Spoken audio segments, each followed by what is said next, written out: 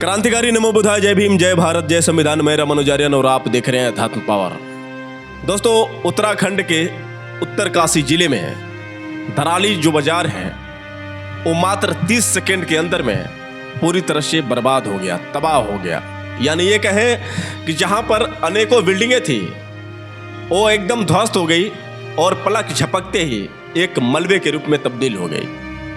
आपको बता दें कि बादल फटा और बादल फटने की वजह से वहाँ पर जो पहाड़ थे टूटकर सीधे मलबे में तब्दील हो गए और खीर गंगा नदी एक तूफान बनकर एक समुद्र की लहर के समान लगभग 43 किलोमीटर प्रति घंटे की रफ्तार से इस गति से चली कि पूरी तरह से धराली बाजार को अपने गाल में निगल गई। आपको बता दें कि कुछ समय भी नहीं मिला कि लोग अपनी जान बचा सके।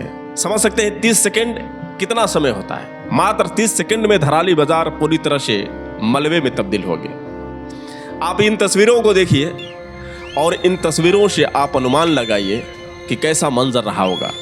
लोगों की चीख पुकारें ये साफ तौर से बता रही थी कि हे भगवान, तूने क्या कर दिया।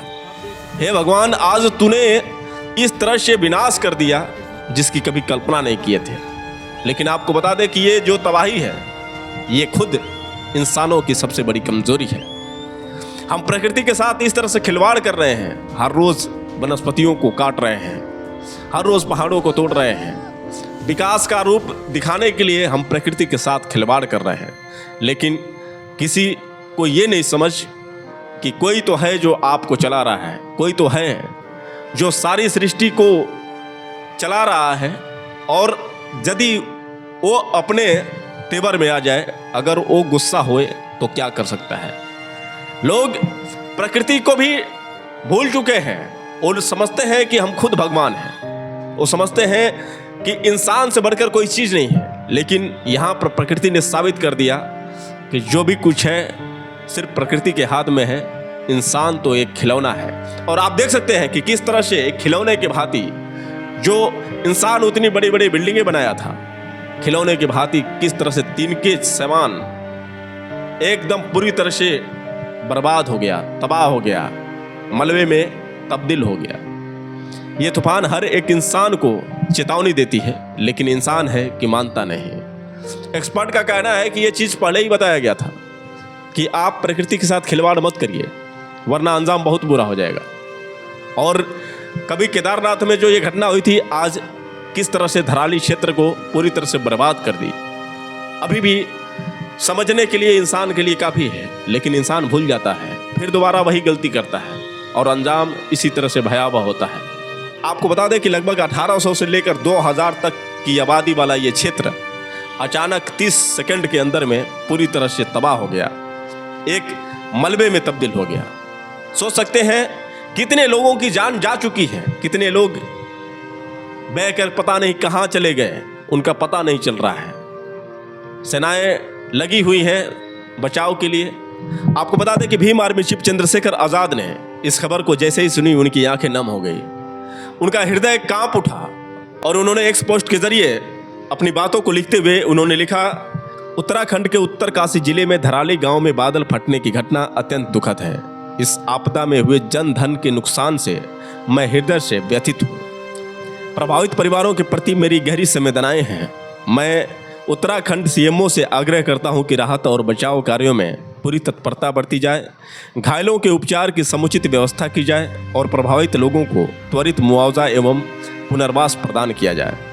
यह घटना हमें याद दिलाती है कि जलवायु परिवर्तन और पर्यावरणीय असंतुलन के खतरे वास्तविक हैं और इनके समाधान के लिए ठोस व दीर्घकालीन कदम उठाने की आवश्यकता है।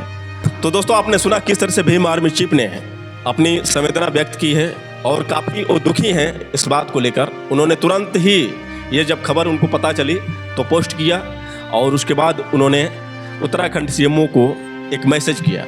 तो दोस्तों, आप समझ सकते हैं कि ये जो घटना है कितनी दर्दनाक है और हृदय को झकझोर देने वाली घटना है।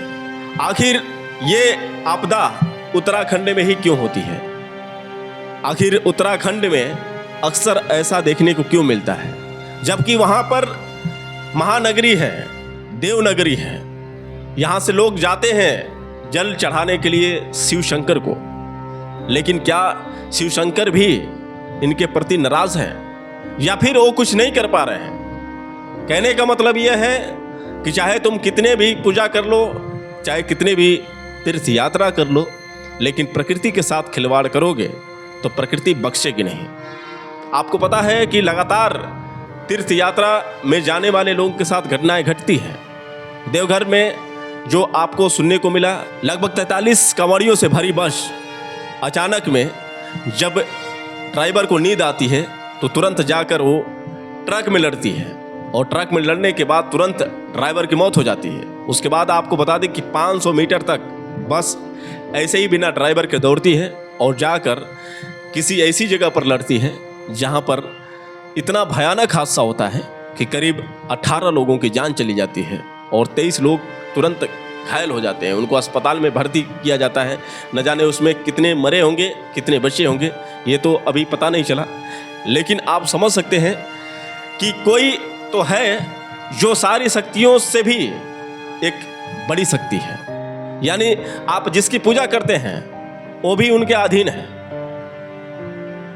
अगर शिव में इतनी शक्ति थी तो फिर उन कांवड़ियों को बचा सकते थे। शिव में इतनी शक्ति थी तो फिर जो ये हादसा हुआ उत्तराखंड में, जिस तरह से महाप्रलय हुआ, जिस तरह से आपने देखा कि किस तरह से धराली क्षेत्र को बर्बाद कर दिया ये तूफान, बादल फटा, अचानक में पहाड़ टूटे, सीधे खीर गंगा में मलबे बनकर आए, और वहाँ से 43 किलोमीटर की जो स्पीड थी उनके लिए एक भयानक मंजर, उनके लिए मौत का एक ऐसा मंजर जिसे शिव भी नहीं बचा पाए।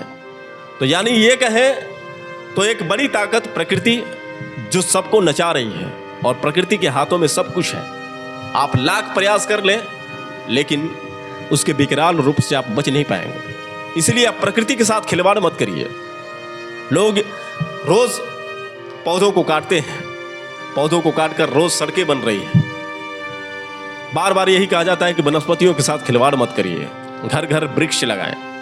लेकिन लोग विकास में इतने अंधे हो चुके हैं कि खुद अपने पैर में कुल्हाड़ी मार रहे हैं। और ये इतना काफ़ी है आप सबको बताने के लिए जो उत्तरकाशी जिले में ये हादसा हुआ है और जो यहाँ पर देखने को मिला है, वो कहीं ना कहीं इंसान के लिए संकेत है। लेकिन इंसान है कि मानता नहीं, पहाड़ों को तोड़ रहा है, वनस्पतियों को कहीं ना कहीं काट रहा है, लेकिन अंजाम उसके बारे में बिल्कुल भी ख्याल नहीं है। अगर आप नहीं समझोगे तो फिर अंजाम ऐसे ही होते रहेंगे। कोई इंसान अमर नहीं है, हर एक लोगों की मृत्यु होनी निश्चित है। सब लोग निश्चित समय के लिए ही आए हैं, कोई अमर नहीं है। इस चीज़ को आप नकार नहीं सकते हैं। दुनिया का सबसे बड़ा सत्य है तो मृत्यु है। और इंसान अपने आप में इतना मस्त है कि उसे ये भी नहीं पता है कि हमें मरना भी है। लेकिन जब आफत आती है तो समझ में आती है कि ज़िंदगी कितनी महत्वपूर्ण है। लेकिन जब तक सब कुछ ठीक होता है तब तक तो हम ये भी भूल जाते हैं कि ईश्वर है, प्रकृति है, कोई तो है जो हमें नचा रही है, चला रही है। तो इसीलिए हम कहते हैं कि आप इतने नास्तिक मत हो जाएं कि प्रकृति को आप भूल जाएं। मैं बार बार यही कहता हूं, दो प्रकार के ज्ञान होते हैं, एक भौतिक ज्ञान होता है, एक आध्यात्मिक ज्ञान होता है। अभी आप भौतिक ज्ञान में ही लिपटे हुए हैं, अभी आध्यात्मिक ज्ञान के बारे में आपको नहीं पता है। मैंने अपने चैनल का नाम इसीलिए अध्यात्म पावर रखा है। अध्यात्म क्या चीज होती है ये सबको नहीं पता हो सकता है। अध्यात्म सिर्फ उन्हीं लोगों को पता होगा जो आध्यात्मिक ज्ञान अपने अंदर रखते हैं। और आध्यात्मिक का मतलब होना है कि जो भवसागर है, जो आप अपनी आंखों से देख रहे हैं, उन ज्ञान से भी हटकर वो ज्ञान होता है। एक फिल्म थी राजड़ा, और राजड़ा फिल्म में एक गाना था जो मैं आपको सुना रहा हूं। घूंघट के पट खोल रे तुझे पिया मिलेंगे, जो है देखा वही देखा तो क्या देखा है, देखो वो जो औरों ने ना कभी देखा है, नैनों से ना ऐसा कुछ देखा जाता, नैना तो वो सब दिख जाता है, तुझे पिया मिलेंगे। घूंघट के पट खोल रे तुझे पिया मिलेंगे। यानी आप जो अपनी आंखों से देख रहे हैं वो तो सबने देखा है, तो तुमने देखा ही क्या? देखो वो जो औरों ने ना कभी देखा है, मतलब कुछ ऐसी चीजें देखो जो किसी और ने ना देखी हो। और ये जो चीज है आप खुली आंखों से नहीं देख सकते हैं, उसे तो बंद आंखों से ही देखा जाता है। जैसे भगवान बुद्ध ने देखा, क्या जरूरत थी भगवान बुद्ध को राजपाट छोड़ने की, क्या जरूरत थी उतनी सुंदर पत्नी को छोड़ने की, क्या जरूरत थी एक मासूम बच्चे को छोड़कर उनको वन में जाने की। लेकिन कुछ तो उन्होंने अपनी जिंदगी में सीखा होगा, कुछ तो समझा होगा अपनी जिंदगी के बारे में, कुछ तो इस जिंदगी की हकीकत के बारे में वो जाने होंगे। जो इतने बड़े राजा के लड़के होकर भी अपना राजपाट छोड़कर, अपनी पत्नी को छोड़कर, अपने पुत्र को छोड़कर वन में चले जाते हैं। और आपने देखा कि किस तरह से भगवान बुद्ध ने लगभग 3 वर्षों तक कठोर तपस्या की।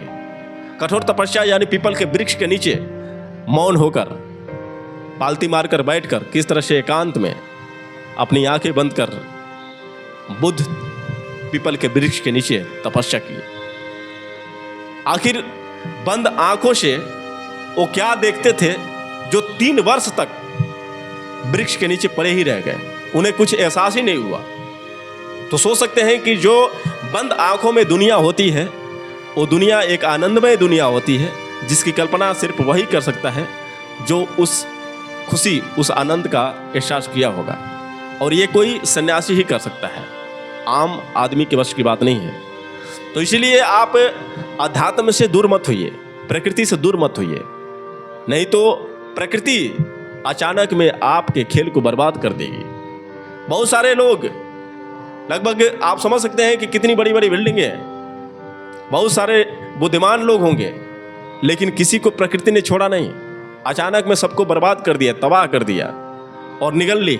1 मिनट भी नहीं लगे, मात्र 30 सेकंड के अंदर में वो सारी चीज़ें बर्बाद हो गई, तबाह हो गई। तो इसीलिए दोस्तों मैं यही आप लोगों से कहूँगा कि आप प्रकृति के साथ खिलवाड़ मत करिए।